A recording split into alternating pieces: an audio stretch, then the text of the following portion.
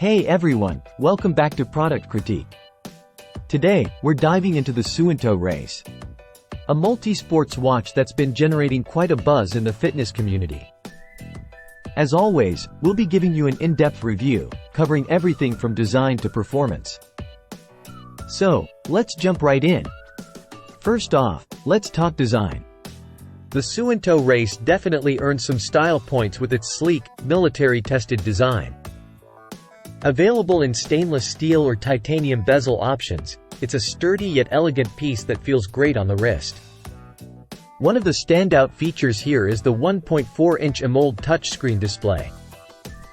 It's bright, vibrant, and offers excellent visibility, even in outdoor settings. Plus, with the always-on mode, you can keep track of your stats without constantly waking up the watch. Now, let's talk about the software and smartwatch features. The Suunto Race comes with a range of functionalities, including notifications, music playback controls, and even access to the Suunto Plus App Store. While it's not as robust as some other smartwatches, it gets the job done. When it comes to fitness tracking, the Suunto Race truly shines. With over 95 sports modes and advanced GPS capabilities, it accurately tracks your movements and provides valuable insights into your training sessions. Plus, the addition of heart rate and blood oxygen tracking adds another layer of data to help you optimize your workouts. Battery life is another area where the Suunto Race impresses. With up to 26 days in basic watch mode and 120 hours of GPS battery life, you can count on it to keep up with your active lifestyle without constantly needing a recharge.